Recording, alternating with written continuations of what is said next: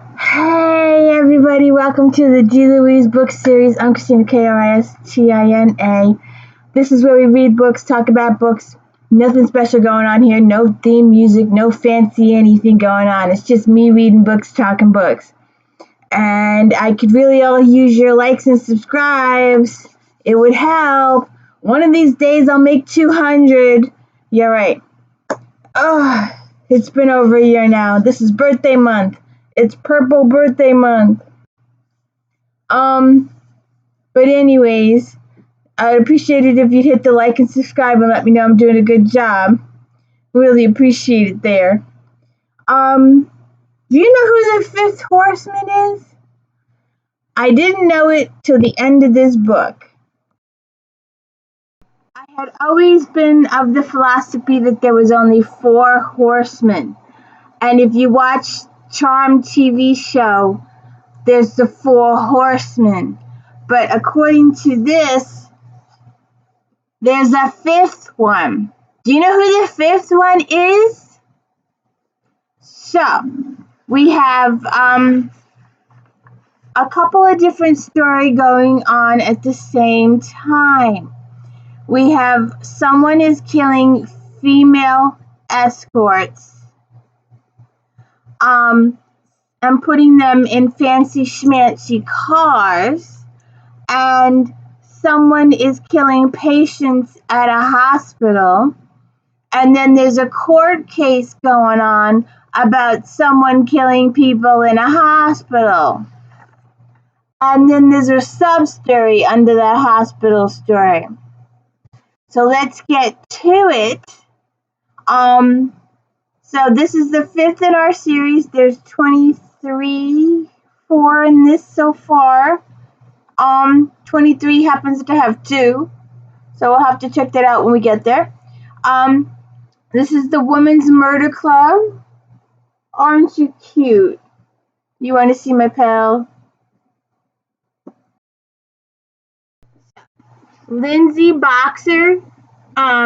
She's a lieutenant in San Francisco, and she's like our Eve Dallas, who's also a lieutenant in the New York NYPSD.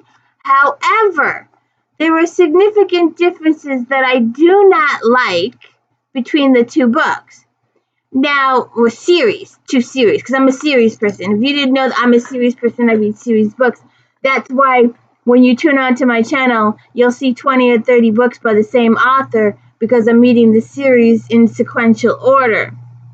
And Lindsay boss doesn't listen to Lindsay or give her considerations, whereas Eve's boss listens to her and values Eve's opinion. And in Eve's case, even as a lieutenant, she's allowed to go in the field and investigate stuff. Now, in Eve's case, when she reaches captain, she has to spend more time in the office. And that's why Eve is rejecting the promotion to captain, because she thoroughly loves and enjoys investigating in the field. Lindsay, however, in her position as lieutenant, is not allowed to investigate in the field because she's a boss, and she wants to be demoted back to detective, and it'll happen eventually. It'll go up and down a couple times in the series. I don't know why anybody would want to purposely be demoted. Although I prefer Eve Dallas being able to investigate in the field versus Lindsay not being able to investigate in the field. You gotta see this. I can do this. There she is. Miss America. That's my baby. And I should keep the camera on her, because she will do this and do this. Like, I'm just washing my face, and then she'll put her paw under her collar and fling it across the room. And that's a sight to see. I've only caught it on camera about a couple times. So anyway, like I said, and then Lindsay, she's with the murder club, and the murder club is Yuki, she's a lawyer, Claire is the ME, and Cindy is the reporter, and then of course Lindsay. There's your 4 members of the murder club. Joe Malinari is with Homeland Security, and he is Lindsay's love interest, but he's not in this book. I mean, he's mentioned, but he's not physically on stage. As one of my authors likes to say, if it happens on the page, then it's on stage, and if you're told that it has happened or will happen, then that's off stage. Warren Jacoby is Lindsay's old partner. She's now his boss, and Jacoby's got a new partner, Conklin, and Charlie Clapper is the crime scene guy. Claire, of course, is the ME, and Cindy, of course, is the reporter. And like I said before, someone is killing women, young women, and dressing them up in expensive clothes and staffing them in high dollar vehicles. And Yuki, the book starts off with the death of the one girl, and then we have Yuki and her mom and Lindsay going out to lunch because Yuki wants Lindsay to meet her mom. And they go out to lunch, and then her mom has a little bit of a stroke or heart attack and gets taken to the same hospital that's having all the deaths.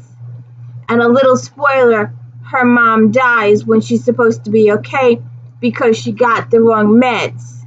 And it seems to have happened 32 times in this hospital. I would not be going there.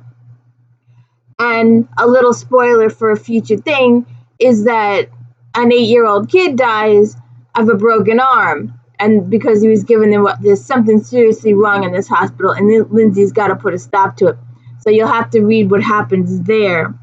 And it seems the same doctor, upon further investigation, is responsible for other deaths, or was in other hospitals that had a series of deaths, and he was let go. He was just like, please just resign, and the incidents stopped at those hospitals. So the finger is pointed at this one specific doctor. But like I said, the book starts out with the death of the girl in the car and the trial. And the trial, they're doing about 18 or 20 of the deaths, and there's been 12 since the trial started. So they're pursuing a malpractice suit against the hospital. And the 2 lawyers are just fighting it out. And in the meantime, because the girl was killed, the escort was killed and stuffed in a fancy car and had no identification and wasn't in the system for being wanted or anything, it takes quite a few chapters for them to discover who she is, when a roommate shows up one day and goes, "Oh, hey, I recognize this picture," and tells them who she is.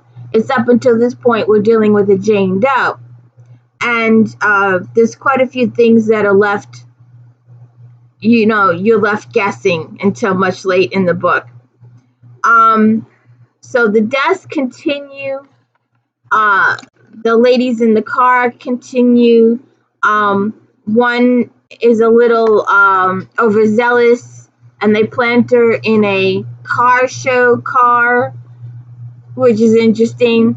2 guys hijack a truck, put the body in the truck, take the truck to the car show, unload the girl in the car with all those cameras, and I don't know how they weren't seen or anything like that. But so we go through the trial of the court case. We go through the investigation of the 3 girls in the car, and we go through the hospital case. And the hospital case is like twice. It's like once in the courtroom and the other in the hospital. Whereas the courtroom, they're prosecuting the deaths that have happened, and the hospital, the deaths are continuing, and it doesn't, regardless of age, all these people are getting the wrong medication, and including that sad little kid. And that was heart-wrenching to read. I know there are some of you out there that love heart-wrenching, gut-wrenching storylines, but this was, an 8-year-old kid with a broken arm begging his mom and dad to go home, and then he's dead 2 hours later. The guilt, the absolute guilt. If I was a parent, I would have spent the night in the hospital with said child, because most hospitals will allow parents to stay overnight with minors. So I'm not sure why that was not utilized in this book. But and why would he need to stay overnight just for a broken arm? I just didn't get that either. And it was just unnecessary cruelty, I believe. So there's a couple of good points. Amara states her case. I don't know if I should really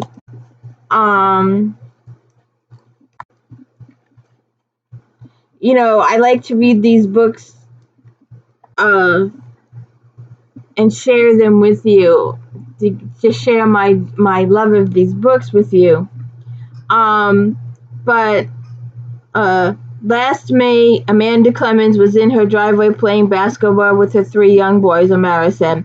Simon Clemens, her husband, the boys' father, had been killed in an automobile accident only 6 months before. Amanda wasn't much of a ball player, but this young widow knew she had to be both a mother and father to Adam, John, and Chris, and she was up to any task. Imagine this plucky young woman if you can. Picture her in your mind. She's wearing white shorts and a blue gold Warriors t-shirt. John Clemens told me his mom was laughing and raging just before she snagged her shoe on a crack in the asphalt and went down. Half an hour later, an ambulance came and took Amanda to the hospital, where she was x-rayed and diagnosed with a broken leg. She died of a broken leg. What's the FF with that? That just does not work. Then, like I said, I was talking about this before. I wrote this down for this section of the talk, but I've already talked about the fact that Lindsay's boss doesn't listen to her opinions. He tells her what to do after the fact. Oh, I've called the FBI, deal with it. He doesn't consult her or take her feelings into it. And it really annoyed the hell out of me that Lindsay went in there and asked for demotion so she could be back in the field. I like the way Eve Dallas does it. Eve Dallas goes in the field, and she is a lieutenant. She goes in the field regularly. So I don't see what's up with that.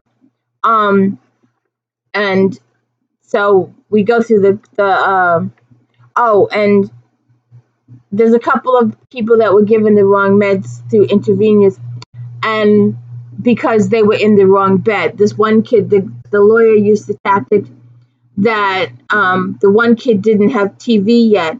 The other kid had TV. The other kid got sent home, so that this kid in bed A moved to bed B so he could use the television, and fell asleep in bed B. And they came to do the meds. And I'm wondering, they always give you those ID bracelets in hospitals. Why didn't they check the ID of the occupant? And why are they giving medicine to a person that's been sent home? That person should not be in the queue to get medicine if they've been sent home. So there's so many things wrong with that little situation right there. There's so many things you can call into question right there. Why would somebody be getting medicine if they've been sent home? Why would it be in the computer queue or whatever else comes up? They shouldn't be in there anymore. They were sent home. And why didn't the nurse check the bracelet? Well, because the nurse wanted to kill you. That's why she didn't check the bracelet. Or maybe she did check the bracelet. She just wanted to kill you. It just, ugh. So, we have a little sad. We have to attend the funeral of Yuki's mom, and Lindsay keeps investigating, and it's just, there's so much malpractice in this hospital. It's unbelievable what goes on. But I will leave you with that. Do you know who the 5th Horseman is? So we'll just reiterate. We have the girls being stuffed in the car in fancy clothing. You'll have to find out who does that, because that's a separate case. Then we have the malpractice trial in the courthouse. That's a separate case, and it also has a sub case to it. So that's you have your girls murdered in the car. You have the court malpractice case. It turns out there's a hidden agenda under the court malpractice case. and then you have the additional people dying in the hospital. And we'll let you know. I won't tell you the whodunit at the end, but there's a twisty at the end. But this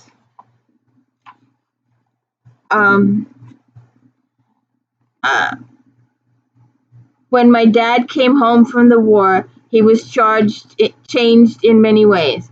He told my mom about the four horsemen of the apocalypse. And if you watch the Charm TV series, you know about the four horsemen. Famine, death, pestilence, and war, you know. But he said the fifth horseman was man, and that man was the most dangerous of all. That's the fifth horseman. So please hit the like and subscribe. I hope you enjoyed this book. We've got a couple of new series coming down the pike, along with the rest of the Pattersons. And the Murders Club. And one day when we get adventurous, we'll go into Alex Cross. That's a huge, long, complicated series. But we will get there. Let's do the Women's Murder Club first. And please hit the like and subscribe. Thank you.